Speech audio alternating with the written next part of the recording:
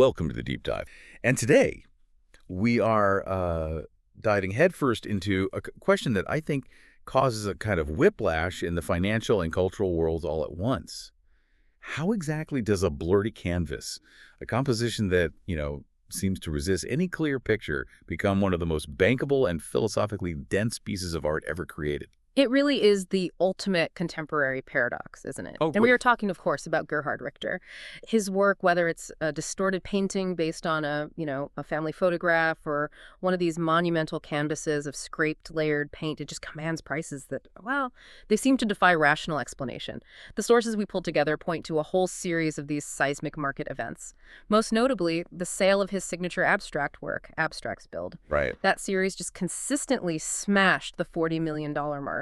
And it all peaked with that staggering $44.5 million sale at Sotheby's back in 2015. $44.5 million. I mean, the immediate visceral reaction for so many people when you look at these images is, I could do that. Yeah. But the catch here, and really the core mission for this deep dive, is to move way past that surface-level judgment. We need to unpack this confluence of profound European history, this rigorous philosophical inquiry, and yes, the massive complex market forces that propelled Richter from a struggling artist fleeing East Germany to this, undisputed global icon. We want to know why this blur matters so much and why it's worth more than an entire museum wing in some places. Exactly. It's not enough to just call it a masterpiece. We need to understand the intellectual scaffolding behind the work, the historical pressure cooker that forged his skepticism, because without that context, the price truly is meaningless. Okay, let's unpack this journey then, this astronomical market value.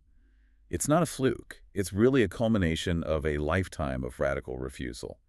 And to understand the art, we have to start in the immediate post-war era that shaped Richter's foundational skepticism. Where do we even begin the narrative of his formative years? We absolutely must begin in Dresden, East Germany. He was born there in 1932. His early life was entirely defined by rupture. And I mean, the massive ideological and physical division of Europe, the rubble of World War II, leading directly into the concrete ideological wall of the Cold War. Right.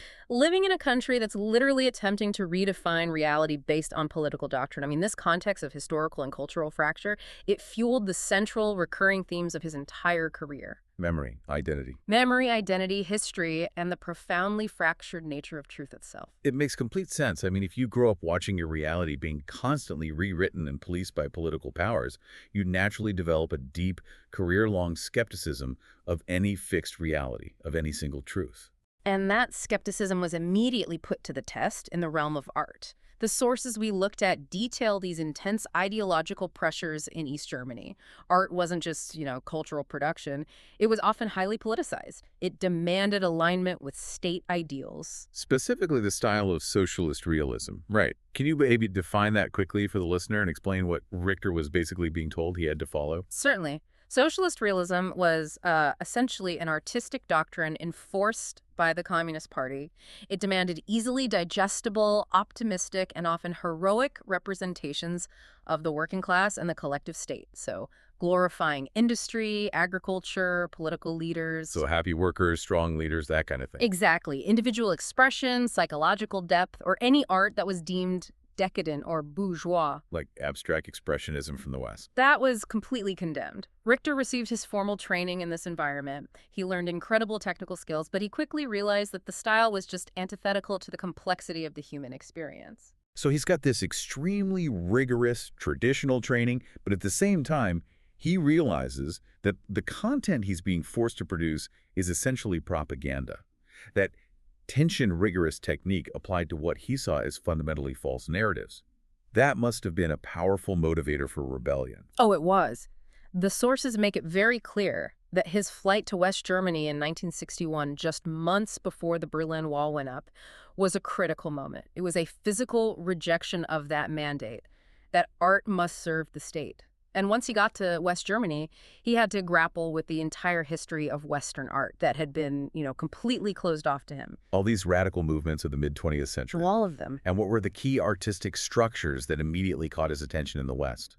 The sources cite two major forces, which, on the surface, seem to be in total conflict with each other. And that tension is absolutely central to his early innovation. On one hand, he was absorbing the legacy of German Expressionism. Think of artists like Ernst Ludwig Kirchner, Edvard Munch. This movement emphasized bold, non-naturalistic, jarring colors and violently distorted forms. The point wasn't to depict the outside world, but to capture these intense emotional and psychological states, often anxieties. So capturing raw, internal human feeling through aesthetic distortion, that's already a foundation for challenging surface-level clarity, right? For embracing a kind of visual unease. Precisely. He was drawn to that psychological depth. But, and this is key with Richter, he was no purist. The sources emphasize he was always looking to blend and adapt, refusing to be placed in any one stylistic box. And then on the complete opposite end of the spectrum, he's immediately immersed in the global phenomenon of pop art. This is Andy Warhol and Roy Lichtenstein, the kings of American mass media, celebrity, and consumer culture. How did he, a refugee from a fiercely anti-capitalist state, reconcile the raw psychological emotion of expressionism with the slick, reproducible imagery of pop art? This is where his synthesis became so unique. Pop art was fascinated with the mechanical, the reproducible, the disposable image. Richter admired how Warhol used mechanical reproduction silkscreens, multiples to address consumer culture and celebrity. But Richter wasn't interested in celebrating capitalism. Yeah. He was interested in the mechanical means of producing images and how they relate to truth. Okay. So he took the pop art focus on the reproducible image, but he applied his East German rigor and that philosophical skepticism to it. Exactly. The sources detail that he saw the photograph, the most disposable, reproducible medium of his time, as the perfect subject. He married the psychological depth of German art history with the slick and personal imagery of the mass age, using the photograph, not the celebrity, as his template. He wasn't painting Marilyn. No, he was painting the idea of a mass reproducible reality. That's it. He took the emotional core of his history, applied the technical rigor of his training, and then decided to apply it to the most disposable medium of his time. And here is where it gets really interesting. How he transformed that photograph into something philosophically profound. This experimentation with photography and painting. This marks Richter's pivotal breakthrough moment in the early 1960s. He began merging the mechanical image with the handmade fine art tradition. And when you first encounter his early photorealist works, the family portraits, the landscapes, the historical scenes, they appear so accurate, almost indistinguishable from a photo. But as you pointed out, the source material is very clear. His genius was not in simple replication. He wasn't interested in being a human photocopier. Not at all. He was interested in the failure of the photocopier. Well said. He would select photographs, often images from his personal life, from his newspapers, or from history, and he would paint them with this meticulous, almost unbelievable precision. But then came the crucial step, his philosophical intervention. While the paint was still wet, he would take a soft brush, or sometimes even his hand, and drag it across the surface, smudging and blurring the image. So it's not a failure of technique. It's an intentional act of visual sabotage. It's the art world's version of a glitch in the matrix. You think you're looking at a pristine memory, a captured moment, and then it just dissolves into this uneasy fog right in front of your eyes. That is the function. And that distortion wasn't merely an aesthetic choice. It was a profound philosophical query dressed in paint. He wasn't trying to preserve reality, he was interrogating it.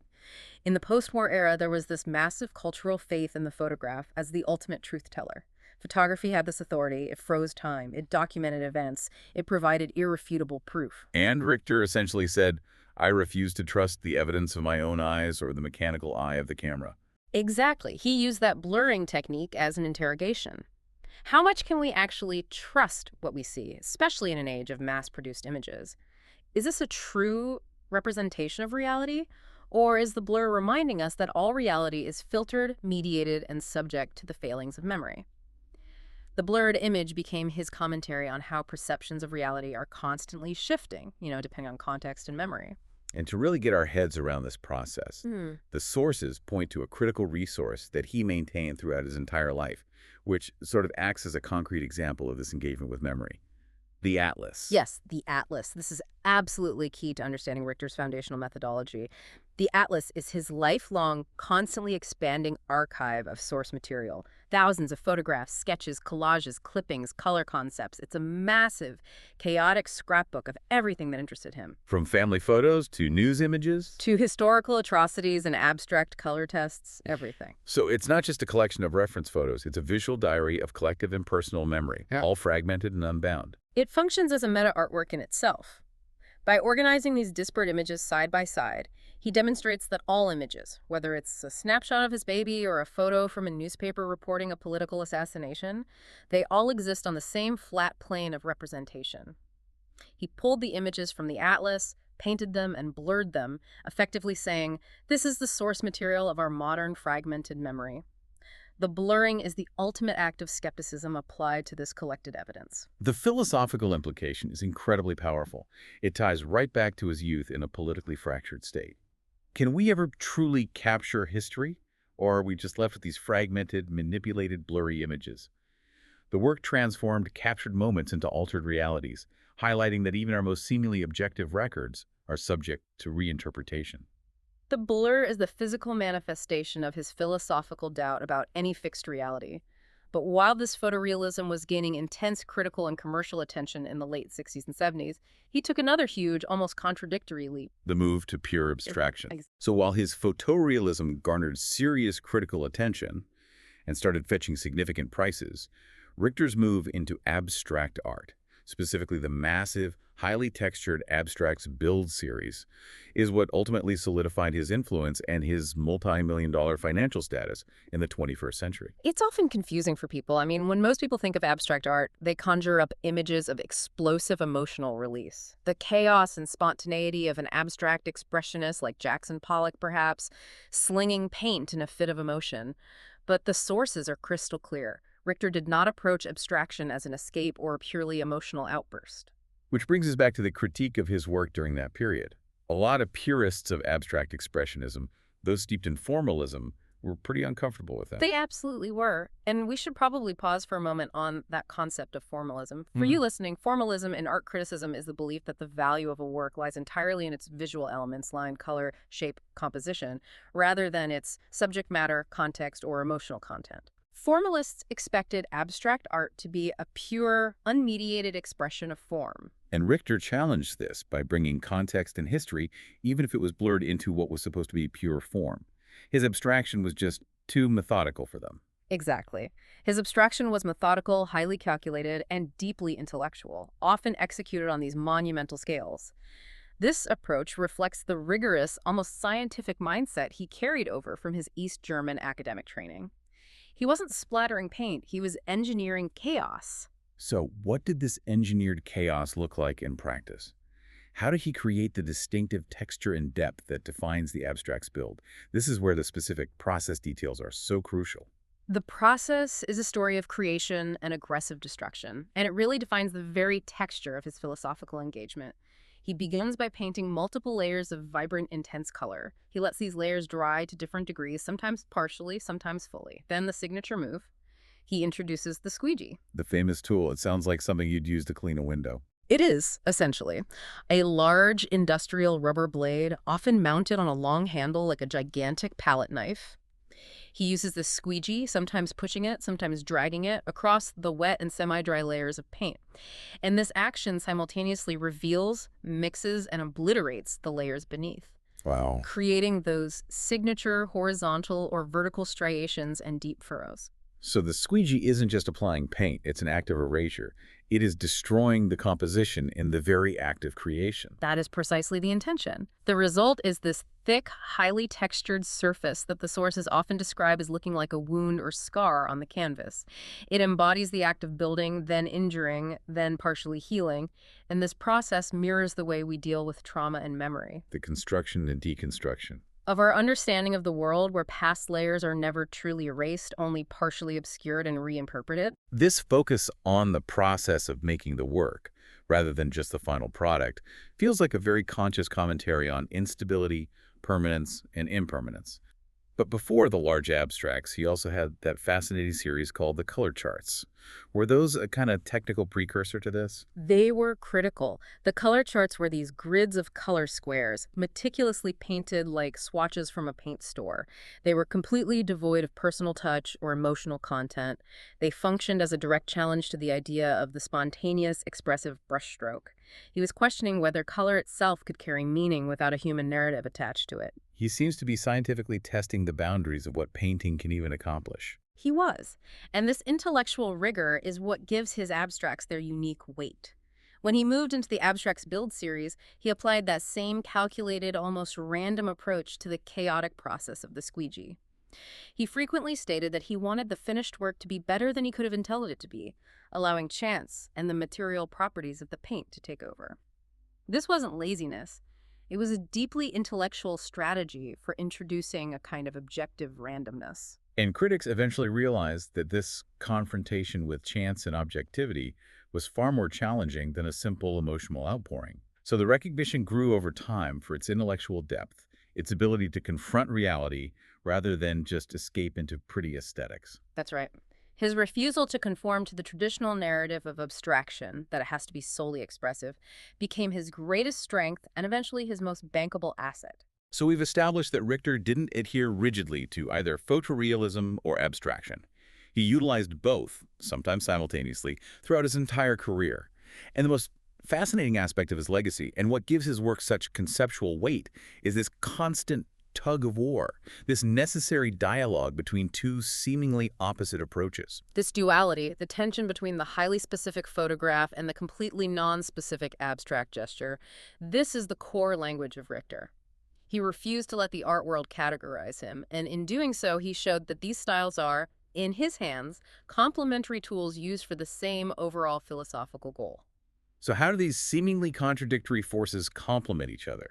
What role did realism play, and then what could abstraction do that realism couldn't? Okay, so realism, through the photorealistic blur, provided a surface-level engagement. It showed us a picture of the world, but immediately through that blur, it demonstrated how slippery and unreliable objective reality is. It forced you, the viewer, to question the very act of representation. And abstraction took over where representation failed. Exactly. Abstraction was his tool for diving into the unknown, for confronting the limits of perception. It became the language for the intangible, the elusive aspects of experience memory, meaning the sheer chaos of existence that simply cannot be contained in a recognizable image. He used abstraction not for aesthetic freedom, but for a higher intellectual inquiry into existence itself. The blur, therefore, is the physical manifestation that unites both of these approaches. It is the signature of his entire philosophical project. Absolutely. The blurring technique, whether he's smoothing out a family portrait or dragging a squeegee over layers of color, it suggests that clarity and certainty aren't the only goals.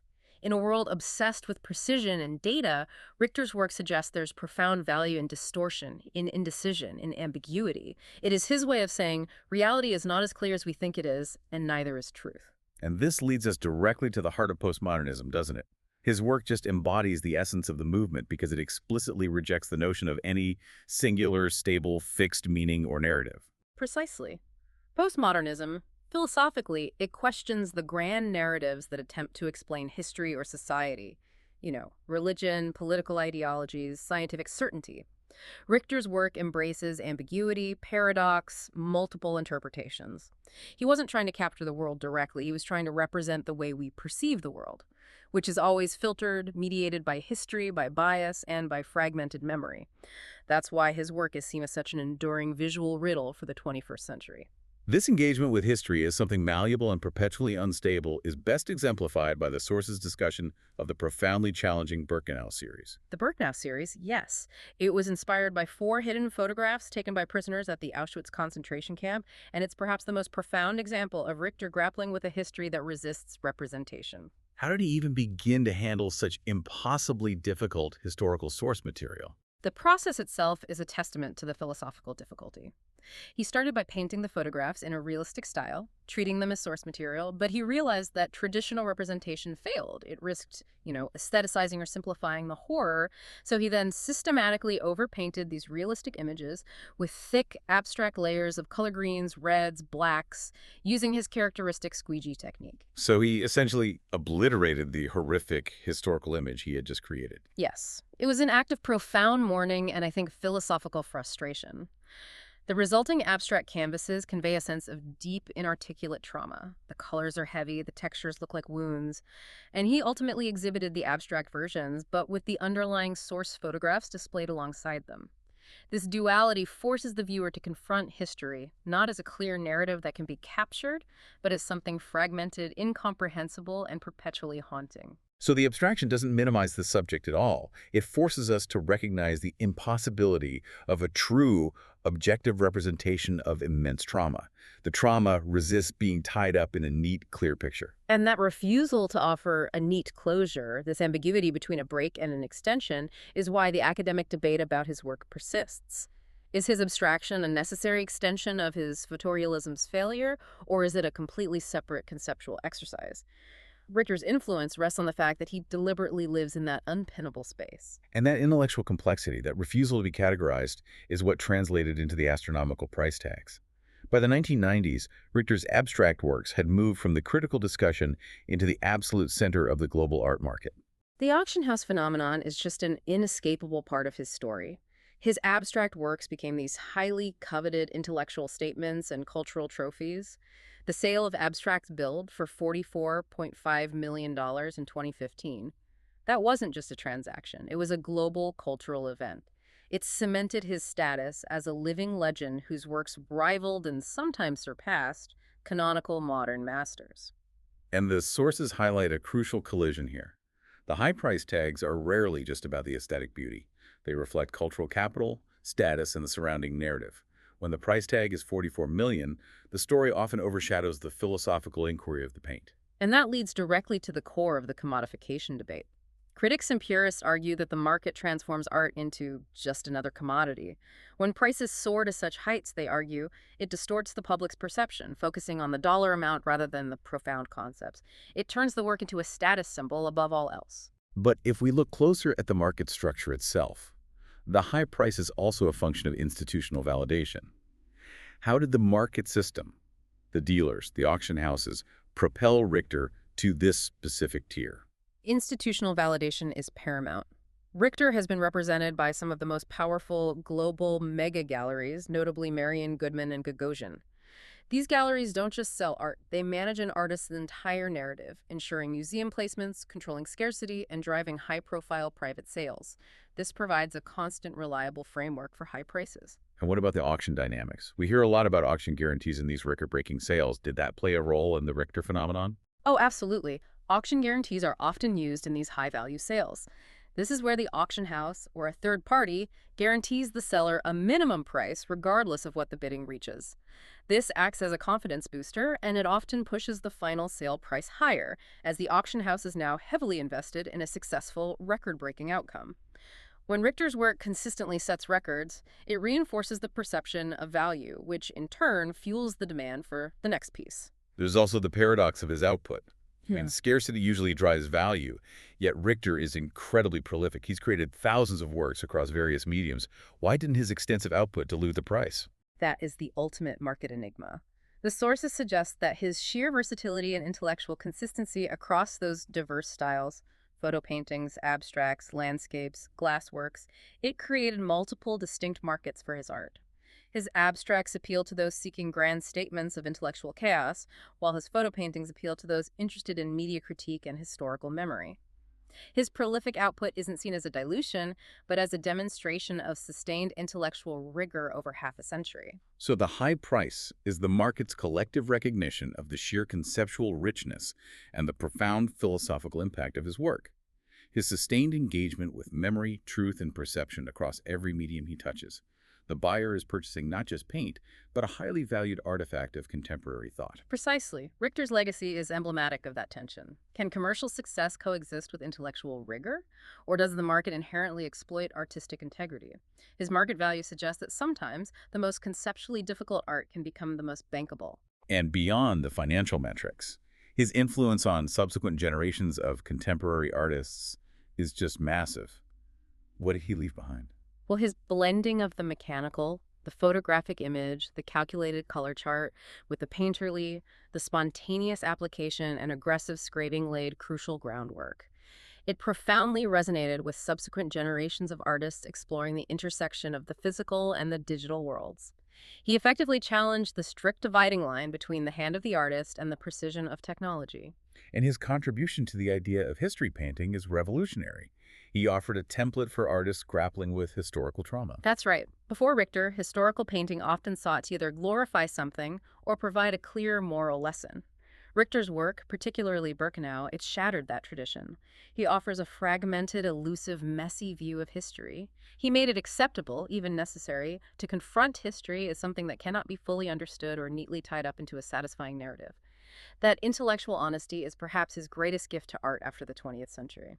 Gerhard Richter didn't just follow the art world's trends. He actively engineered the friction points between them. He made the difficult philosophical questions visible, forcing viewers to confront not just the canvas, but the very nature of perception, memory, and truth. To review the key takeaways from this deep dive, Richter's phenomenal achievement was not in mastering two completely different styles, photorealism and abstraction, but in creating a massive singular body of work where those two elements were held in constant, vital philosophical tension. He made the blur his philosophical signature, a rejection of fixed certainty. His work forced the art world to reckon with the blurry boundaries between the personal and the political, between art as commodity and art as intellectual inquiry. And his sustained success in the market, supported by powerful galleries and option guarantees, reflects the cultural hunger for work that is conceptually rich and deeply challenging, even if the price tags feel dizzying. He used distortion as a tool for inquiry, not as a flaw in technique. He taught us that clarity and certainty are often illusions, and that there is profound value in the indecision, the fragmented memory, and the space between what we think we know and what we cannot grasp. Richter made us think about how we construct meaning and how fragile that understanding really is. And so, as the market continues to value his abstract works at staggering prices, we're left to ponder a final, provocative thought. Is the $44.5 million price tag evidence that the market has fundamentally misunderstood the artist's skepticism and turned doubt into a luxury object?